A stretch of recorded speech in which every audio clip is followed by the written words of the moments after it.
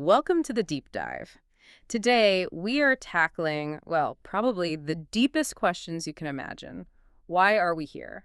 What is the Yeah. actual meaning of life? Huge questions. The biggest. And normally, when we approach these things, we turn to philosophy, maybe some theology, but the source material we have today is it's just so much more Oh, ambitious. absolutely. It doesn't just offer philosophy. It lays out a comprehensive, almost mathematically quantifiable theory of existence. It's this incredible blend of physics, ancient religion, and intense spiritual practice. And what's so fascinating is where the author started from. It wasn't some place of confidence, right? Not at all. It was, as the source says, utter confusion, a deep, agonizing bewilderment. They just weren't satisfied with any of the answers out there, whether they were religious or scientific. And they really did look everywhere. Everywhere. I mean, they dove into the Buddhist sutras, the Bible, the Quran, the Tao Te Ching, even the works of Seth, and they just found, well, contradictions, ambiguity, So they switched gears. completely. Pivoted to hard science. Consumed everything from, Newtonian mechanics and relativity all the way up to quantum mechanics, superstring theory, M theory, Stephen Hawking. And after all of that, still nothing. Just a lot of knowledge, but no clarity. Exactly. Immense knowledge, zero clarity on life's purpose. So our mission today is to track that intense, almost desperate journey of self-discovery, a journey that eventually leads the author to a radical conclusion, that consciousness doesn't just observe existence, it fundamentally dictates it. And the most shocking part, that our individual fate is a physical reality that you can quantify right down to the atomic level. Okay, so the author starts this whole journey with a really physical, observable question, the mystery of symmetry. Right. Why is the human body symmetrical? Two arms, two legs. What force creates that pattern? Which immediately led them inward to the micromaterial structure, looking for that life factor. And they followed the standard path of particle physics, zooming in past molecules, atoms, protons, neutrons, electrons, and finally hitting that subatomic layer of quarks, or layerons as they're sometimes called, But that's where they hit a wall, right? immediately, Mm-hmm. a hard wall. The author even points out that figures like Nobel laureate T.D. Lee had serious doubts about whether quarks were even, a useful or real concept. The search for a purely physical cause for symmetry just wasn't working. So the investigation had to shift. It goes from the existence of particles to the behavior of particles? Exactly. They start looking at wave-particle duality, particle spin. I mean, the very nature of particles suggests this inherent symmetry. And then they factored in the Dirac theory. Which requires every particle to have an antiparticle. Right. Which suggests this profound balance. And that leads to the theoretical existence of an anti-world, something Stephen Hawking also spent a lot of time thinking about. It sounds like they were circling around the answer, this idea of symmetry, structure, antimatter, but they just couldn't quite put their finger on the true person, the life factor. And that's when the holy grail of modern physics comes into view: unification. The grand attempt to put it all together. Yep. They looked at superstring theory particles as one-dimensional strings, which led to M theory and matrix theory. They were hoping to find that single underlying fabric of reality. But even these incredibly sophisticated frameworks failed. They still couldn't unify the four fundamental forces. Exactly. Gravity, electromagnetism, the weak and strong nuclear forces. The puzzle remained unsolved. The physical search it failed. So did they just give up on physics entirely? No. And this is the critical move. That wall forced a pivot. The author realized the answer couldn't be purely material.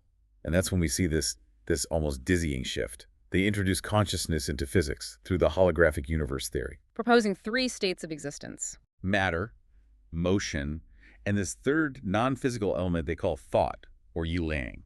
And that leap just breaks physics wide open. So, building on this idea of Yi-Lang, this thought energy, the author engages with the modern unified field theory, the UFT, but this is a very different take on it. A completely radical direction. I mean, traditionally, UFT is trying to solve things like the initial motion of planets, what Newton called the first cause, and the mystery of particle spin. And the author's version, the one powered by thought, it makes some truly astonishing claims. It really does. The source claims that Yi-Lang isn't just a thought in your head. It's a superspatial form of existence that can link directly to the outside world. It also says space, time, and psychological quantities can be converted into one another. And then there's the big one, where the astrophysics gets completely redefined. Black holes are not just gravitational singularities. They're described as massive consciousness bodies. Whoa, hold on. A massive consciousness body. I mean, that's a universe-shattering claim. Is there any mechanism for how mass becomes thought or how thought becomes matter? There is. They define the absolute basic unit of reality. The core of all fundamental particles, what we thought were quarks or strings, is actually made of yitzi. Which literally translates to consciousness particles. Yes. The entire universe is built from thought. That's breathtaking. But, if we go back to Stephen Hawking, didn't he basically decide this whole pursuit was impossible? He did. He ran into a philosophical roadblock with Gödel's incompleteness theorem, the idea that any complete system will always contain truths that can't be proven from within it. The unstoppable spear and the unbreakable shield. That's the paradox. Because of that logical contradiction, Hawking basically gave up on finding a single all-encompassing equation. Okay, so let's unpack this. The scientific giants, they just stopped. They thought the puzzle was unsolvable, but the author didn't. No. They took this theoretical failure and applied it spiritually. Instead of giving up, the author focused this thought energy, this yi-yang, through intense spiritual practice, what they call qigong. They realized the answer wasn't in solving the math, but in transcending it. Precisely. And this led to a sudden enlightenment. The ultimate truth, they realized, was in Hunden. Primordial chaos. Cosmic unity. Yes, so the answer wasn't in the complexity, it was in the simplicity, the state before all the structure. And in that state, everything becomes, quote, obvious. This is where science and religion really merge. Completely. The author says entering this state of unity clarifies all the mysteries. They quote Jesus on pure faith, Laozi on the vague Tao, Buddha on all forms being illusory. And they give that incredible example of clarity. We do. You cursed someone yesterday. Today, a bird poops on your head. Is there a connection? The claim is if you enter the state of Hunden, you will instantly know the physical mechanism that connects those two events. That breakthrough, then, the one that transcends physical law by including consciousness, it allows them to finally give a core definition of life. Yes. They start with an idea from Chris Langton. The essence of life is in form, not specific matter. And from there, the author's definitive conclusion is that life is a spiritual antimatter structure. A spiritual antimatter structure. That one phrase just reframes everything. So what are the biggest implications of that? They're profound. If you are a structure, then life is 1 + 1 is 1. You and the greater consciousness are one unit. God isn't some being on a throne. God is just the highest form of ordered consciousness. Reincarnation becomes instantaneous. Right. No long, complicated process. Death isn't an ending. The author says life is like writing a fax and instant transmission of information based on the structure itself. And this spiritual structure idea, it also answers that fundamental question from the 15-year-old in the source material, Lin Yi. Where does consciousness even come from? Right. Is it innate? Was it granted by God? And the author's absolutely clear. Consciousness is not innate. It is the alienation of energy. Meaning it only arises when chaotic energy forms an ordered structure. Exactly. They give this great physical analogy. Think of a normal iron rod. It has no magnetic consciousness. Its molecules are a total mess. Completely. But then you apply a powerful electric current, force those molecules into a fixed, ordered alignment, and instantly the rod gains magnetic consciousness, the ability to identify north and south poles. Consciousness is a function of order. So if consciousness is a function of order, what does that mean for the biggest ordered structure of all? The universe or God? God is, by definition, the most powerful consciousness. It was born from the accidental, ordered arrangement of the universe's primordial chaotic energy, Hunden. And since we're also ordered structures from that same chaos, we are essentially cells of God. That's the idea. So the whole spiritual journey, whether you call it seeking enlightenment or achieving Wu Shang no self-form, is just trying to align our internal structure with God's perfect, bias-free consciousness. And that finally explains causality and morality in the system. It does. I mean, classical materialism says existence determines consciousness. This source flips it. Consciousness determines existence. It's a feedback loop, but consciousness is primary.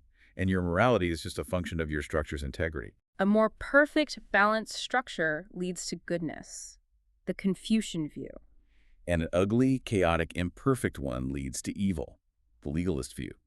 Morality is literally a measurable state of your structural integrity. And here's where it gets really interesting, because this isn't just philosophy anymore. The source gives a definitive, measurable mechanism for how this spiritual structure evolves. And connects right back to our physical bodies, specifically the measurable gain or loss of electrons in our atoms. This is quantifiable fate. The spiritual savings account of the universe. That's a perfect way to put it. Yeah. The source works with a baseline electron count, let's just say 100, defines the basic human structure. Your thoughts, your actions, they directly cause measurable shifts in that number. And that number determines your form. So let's look at ascension first. How does one become an immortal in this system? Okay, so ascension is all about gaining electrons.